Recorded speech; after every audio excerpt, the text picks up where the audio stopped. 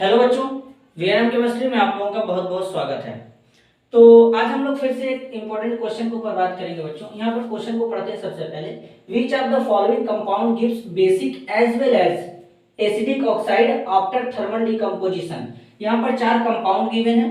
हमसे पूछा गया कि जब इनका थर्मल डिकम्पोजिशन करा लेंगे, कराने के बाद मतलब थर्मल डिकम्पोजिशन का मतलब क्या होता है सर, इसको हीट करेंगे।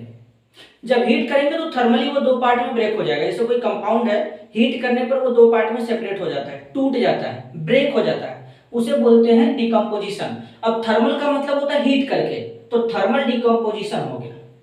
अब यहाँ पर चार कंपाउंड है, तो हीट करने पर जब टूटेगा तो इसमें से कौन सा कंपाउंड है कि जो बेसिक और एसिडिक दोनों ऑक्साइड देगा।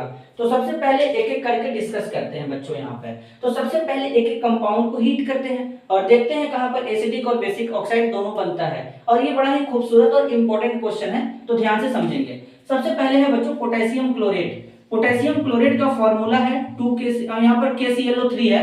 हम लोग जितना भी रिएक्शन लिखेंगे सब बैलेंस फॉर्म में लिखेंगे, इसलिए मैंने 2 लगा दिया। जब आप इसको हीट करते हैं तो ये 2KCl और 3O2 में टूट जाता है। तो ये ऑक्सीजन गैस है। ऑक्सीजन गैस कैसा होता है, न्यूट्रल होता है। और ये क्या है, ये एक साल्ट है। तो यहां पर तो हमको नहीं मिला, यहां पर हमको किसी भी प्रकार का एसिडिक या बेसिक ऑक्साइड नहीं मिला। अब है नेक्स्ट NaNO3। NaNO3 को क्या कहते हैं, सोडियम नाइट्रेट कहते हैं। क्या कहते हैं बच्चों, NaNO3 को सोडियम नाइट्रेट कहते हैं। अब सोडियम नाइट्रेट को क्या करेंगे, हीट करेंगे। जब सोडियम नाइट्रेट को हीट करते हैं तो यहाँ पर NaNO2 में कन्वर्ट हो जाता है। अब NaNO2 को क्या कहते हैं, सोडियम नाइट्राइट कहते हैं।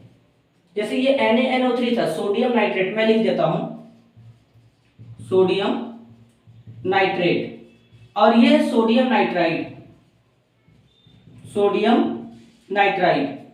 अब सोडियम नाइट्राइट जब बना तो साथ में यहां पर क्या रिलीज हो गया, ऑक्सीजन गैस रिलीज हो जाएगा।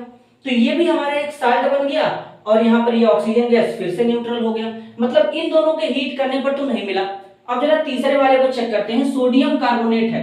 सोडियम कार्बोनेट के जब हम लोग हीट करेंगे तो क्या बनेगा, तो यहाँ पर Na2CO3 है बच्चों, सोडियम कार्बोनेट। जब सोडियम कार्बोनेट को हीट करते हैं तो Na2O बनता है, कार्बन डाइऑक्साइड बनता है। बात जरा ध्यान से सुनना, सोडियम ऑक्साइड एक मेटल का ऑक्साइड है। जब भी तुमको मेटल के साथ जुड़ा हुआ ऑक्सीजन दिखे तो वो ऑक्साइड कैसा होगा, बेसिक ऑक्साइड होगा।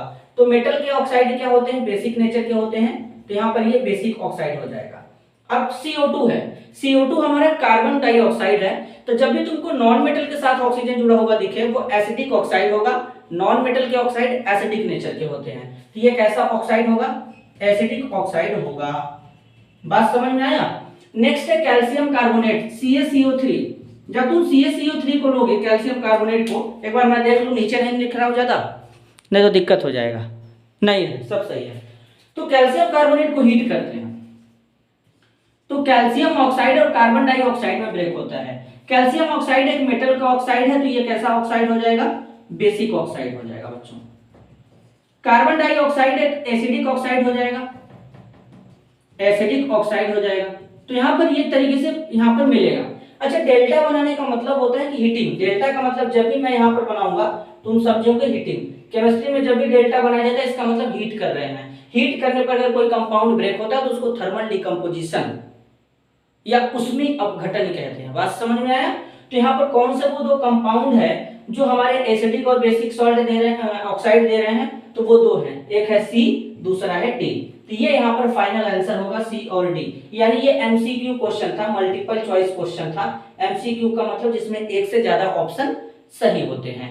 तो इस तरीके से इसका ये आंसर होगा बच्चों। अगर वीडियो पसंद आए तो वीडियो को लाइक करिए, चैनल को सब्सक्राइब करिए, ज्यादा से ज्यादा लोगों तक शेयर करिए। मिलते हैं अगले वीडियो में, तब तक के लिए धन्यवाद।